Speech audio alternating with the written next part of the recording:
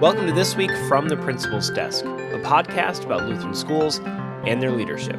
My name is Rob Lunak, and I'm the superintendent of Lutheran neighborhood schools in Milwaukee, Wisconsin. And my co-host, I'm actually not going to say his name this time, we talked about this, but my co-host is... Hi, I'm Mike Sheeman, and I'm principal at Bethany Lutheran School in Parma, Ohio. Yeah, Rob and I were talking, and I joked. I said, "You say my name, and then I say my name." But I mean, I guess people know who I am now that way. So this is the first edited from the principal's desk. Thank you for joining us.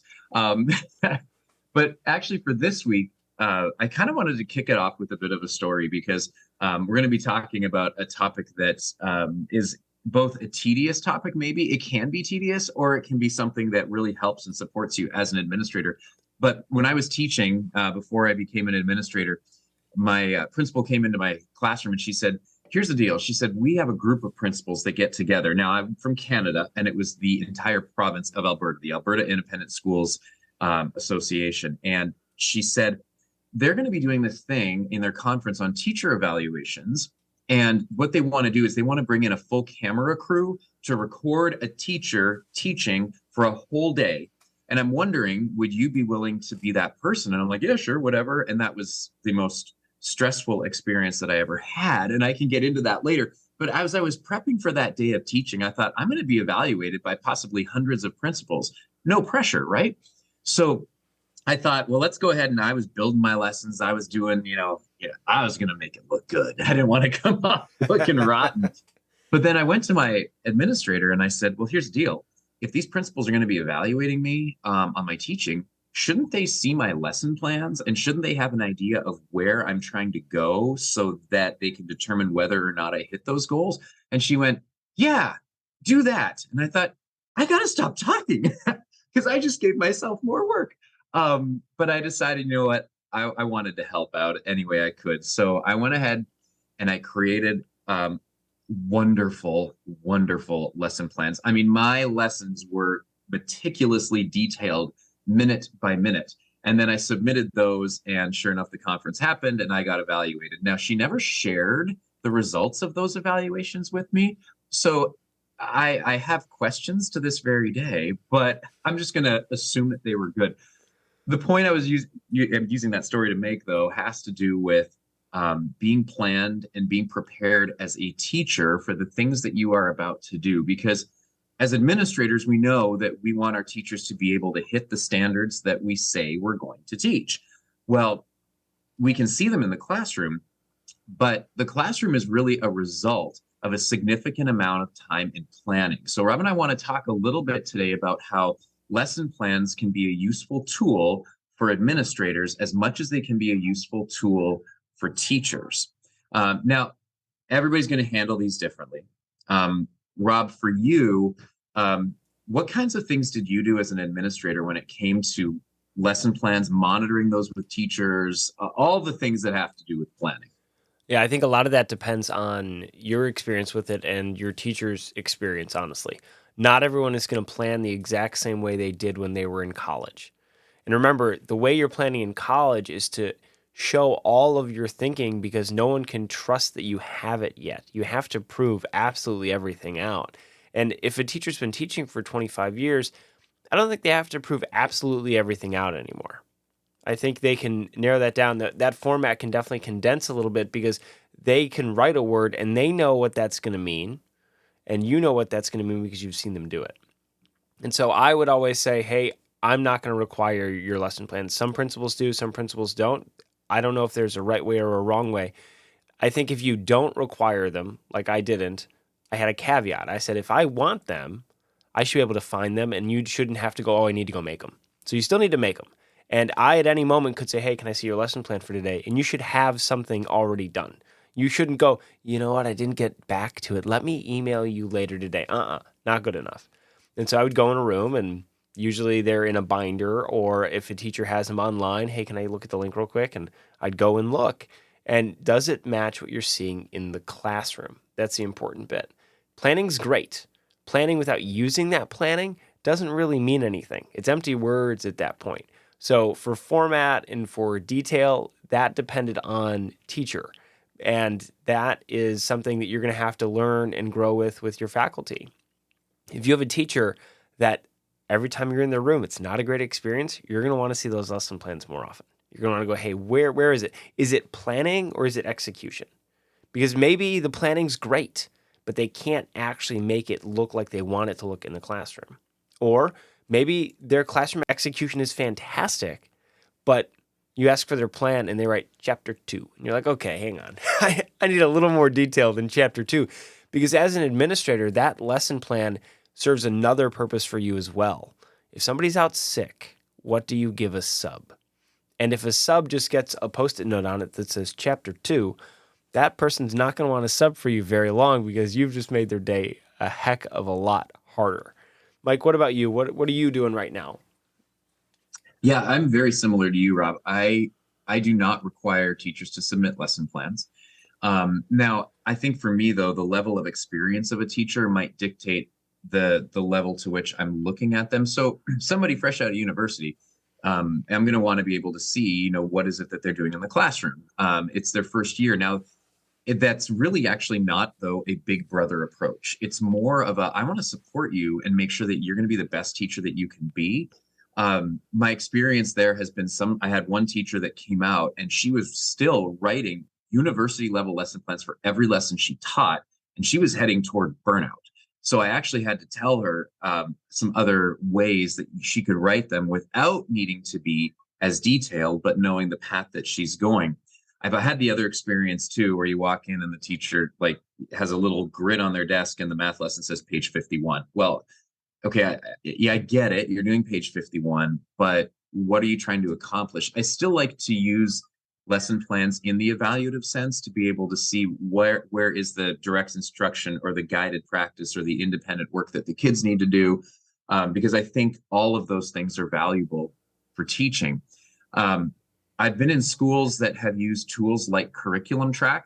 In one school, the word Curriculum Track, the teachers cheer and yell, hooting and hollering because they love it. And in another school, if I say Curriculum Track, they're going to throw their old chalkboard erasers at me. It's really dependent on how you use that. But I think it's important as an administrator that you have a goal for what you're doing with lesson plans, but then you stick to that goal as well. If you require them, it's important that you require them from everybody, because if somebody doesn't submit them, that'll come up and that'll be a bone of contention of, well, they're not doing them and I am. What is your standard? So as long as you communicate your standard, I think you're in good shape. I do, when I walk through classrooms, and I do this frequently, I do walk by the teacher's desk and I just kind of take a quick glance. But the other way you can determine if a teacher has effectively planned is observe the lesson, and not just during the formal evaluative process where you're going to do 2 and it's going to be reported when you're coming in.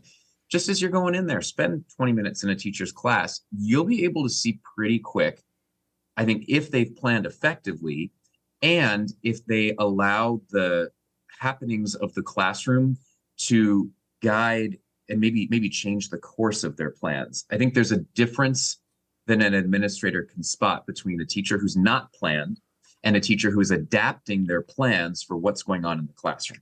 Yeah, so what you don't want is a teacher who wrote their lesson plans once when they started teaching and never touched them again. And not even to the sense where they never look at them again. They pull them off the shelf, blow the dust off the top of them, and go, well, it's March 5th, so we're doing our March 5th lesson plan. You want to watch out for that because things change year over year. Maybe you have a new textbook series. Maybe the kids you have in your classroom need more remediation on something or can skip something entirely. So if you are one of those teachers that plans out your whole year in Curriculum Track or Planbook or any of those digital resources, maybe you have a fancy Excel file that you use, that's great. And that's a great time saver if you go back to that and tweak it for your current position that you're in. And that's the really important part. Your lesson plans are a living document. They are not just a historical record. We use them for that. That is helpful. It's nice to know, okay, we did these things over the course of this year, and these are the things that went well, or these are the things that didn't go well. But they are also supposed to be living, breathing documents because the classroom is unpredictable. We know that. How many of us made great lesson plans, and then something came up and we look at them and we didn't do anything we planned that day. That happens. The reality of teaching is that sometimes it is just that way. Now let's zoom out a little bit. Unit plans, yearly plans, I think those are really important as well. Now, obviously, because that's so broad, those don't have to be as incredibly detailed. You can say, for this year, I want to cover from this topic to this topic, and for this unit, I want to cover this theme, and then your lesson plans flesh that out and fill that out. That is a nice thing, even just for you as a principal, for your enrollment and marketing efforts. If you have unit plans for every teacher, you can put those on your website, and you can say, hey, we're doing this thing in this grade, this thing in this grade. These are our unit plans. And parents can look at that and then get a pretty good sense of what their kid's going to be learning when they enroll in your school. More than just sharing a daily lesson plan, which you'd probably never share with a prospective parent. But you could say, okay, in 5th grade, I can show you they cover this topic all the way through this topic in math. And then I can show you where that aligns in 6th grade. So here's the progression your kid will be on. That's really helpful for you as an administrator.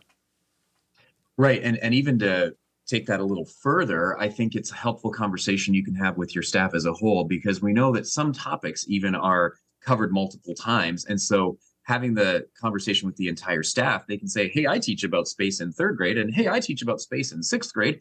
Let's collaborate those things and make sure that the kids have different experiences. So all of the planning, we know how valuable it is. We know that it scaffolds on itself. So I think it's important to have those discussions.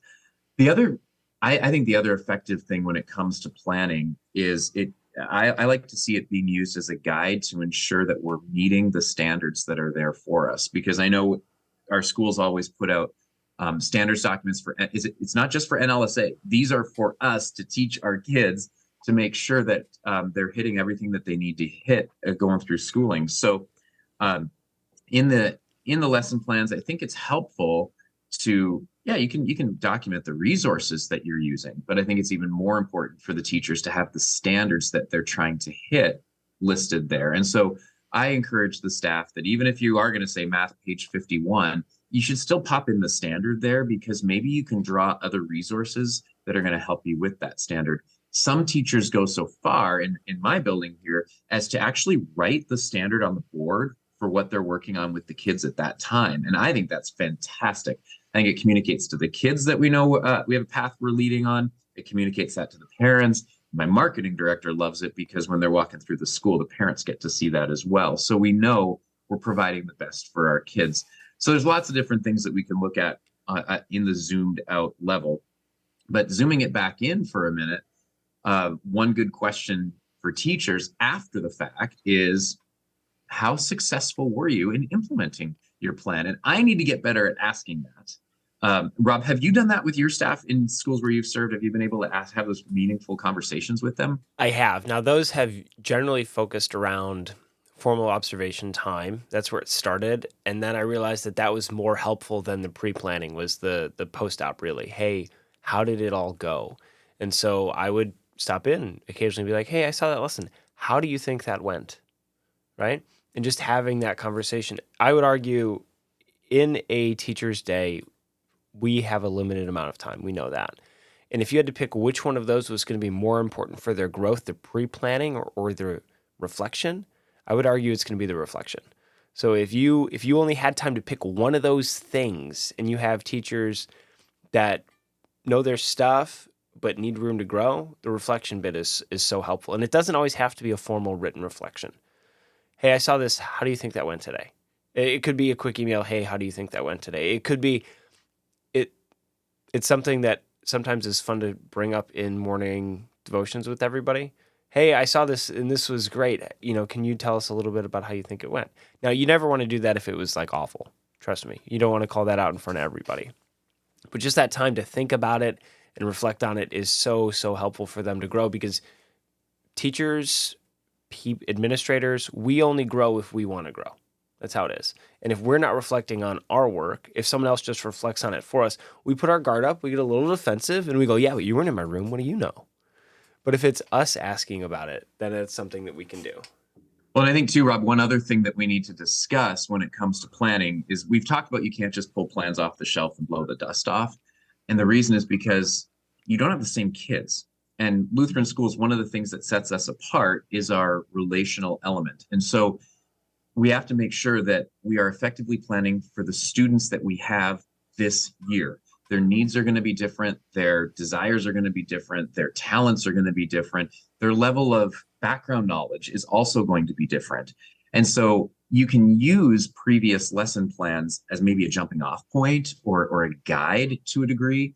But I would encourage every admin who's listening and every teacher who might be listening to say, let's use the kids as the ones to drive how we plan and what we plan. And it does take time. Now, planning and time management are there's also a correlation there because I've seen teachers that are doing their lesson plans at 11 o'clock on Saturday night or after the basketball game or maybe during their prep block in the middle of the day. It does take time, and it is something that is sometimes can be overwhelming, but it is also just a very, very important factor of what we do in Lutheran schools. So let's add one more thing to lesson planning, even though it takes a lot of time. I would encourage administrators and teachers to look at how have you intentionally faith integrated into your lesson plans. Because if we're doing that unit on space, we don't want to talk about billions of years ago as the textbooks tell us, but how can we use Genesis as a resource to teach the standard on the beginning of the world? I mean, there's so many different things that we can be intentional.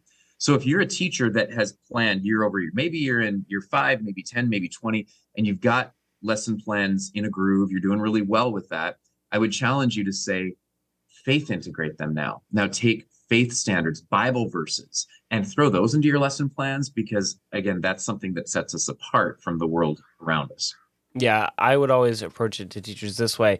If the state, for some reason, said that you needed to get rid of all religious instruction because you were just following the standards, and they said, let's look at your lesson plans if you're really saying you teach religion, and you don't have anything in there, what makes you different? And that is true even for a family visiting on a tour. If they come in and you haven't intentionally thought about how you're going to add that in, they could walk into your room, spend 5 minutes there, and maybe not hear the religious aspect a single time. Now imagine if a family's on a tour and they visit 3 classrooms and nobody talks about it at all. They hear about it from the tour guide, they hear about it from the principal, but they don't see it in the classroom. And that is so important. They want to be able to see it, and you want to be able to do it. And sometimes we convince ourselves that it doesn't fit or we don't have the time. And I would argue that's Satan talking. That's Satan convincing us that we're too busy and it doesn't fit and we shouldn't add it in, but absolutely should add it in. If you're doing a math lesson, it could be as simple as just using Bible imagery. Okay, we're going to talk about what percentage of the animals on the ark were mammals, potentially, right? It doesn't always have to be the gospel-saving message preached and proclaimed to every kid in that moment. But there should be a tie-in there, at least a little bit. That's so important because that is what we do. We are not just the public school across the street. We are the Lutheran school right where you're at. That is so, so important. The one other thing I'll mention with time, as principals, we want to protect our teachers from lots of things. We want to protect them from onerous regulations. We want to protect them from wasting their time. And this is one of those things where we as principals we like to say that we have thick skin, but really we have thick facades and thin skin, I think, a lot of the time, right? I think we know that. And so if the teacher comes up and like, oh, but it's just so annoying, I think our natural inclination is going to be, well, okay, let's figure out a way to make it easier for you. But your teachers are going to reach whatever your standard is as long as you're consistent with it. If you raise the standard for lesson planning inconsistently, you're going to get a lot of pushback. But if they know that it's there for everybody all the time because there's a reason for it and you mean it and here's why, they'll reach that. They'll make it to that standard. So don't think that this is one of those things that's easy to lower the bar on because it'll be better for them, because in the long run, it's not better for anybody. Mm-hmm. Exactly. Well, and look back to the first person that ever planned. Genesis 3:15. God put a plan in place for our salvation. Look at Jeremiah 29:11. I know the plans I have for you, declares the Lord. Look at Ephesians, that God has planned works in advance for us to do. All of those things are biblical. So So for us to plan, we're following the example of a pretty awesome master planner, right? So I encourage people, even though, like I said, this whole task can seem daunting for those who do it, and for those who monitor and support those who do it. It is a pretty vital task in making sure that our kids are receiving the best possible education that they can receive. So I provide encouragement to say, stay the course, do the work, and let God reap the benefits, because He will on through the work that you're doing. I think that's a great place to end it. You want to close us in some prayer, Mike? Let's do it. Heavenly Father, thank you for these wonderful students that you have brought into our care. God, we thank you for each and every one that you have uniquely and specially made, that you've gifted in ways that are unique to them. And thank you for the opportunity that Lutheran schools worldwide have to get to know the kids, to get to see how they work. I pray for all of our teachers as they tirelessly give of their time to plan for these kids. We know, God, that you have plans for us, and that you are taking care of our needs as we work in your kingdom. So bless those who are feeling a little overwhelmed right now. Bless those who are feeling a little burnt out. Bless those who are struggling, to know that you are beside them. You're with them. They're never alone. Bless those teachers who are teaching this day for all of the kids that they serve. We ask that you would open their hearts and minds to receive the knowledge that's going to be poured into them. And thank you for all of those who are serving in Christian schools worldwide, sharing your love with kids and with their families. God bless all who are listening right now, and all who serve in Jesus' name. Amen. Amen.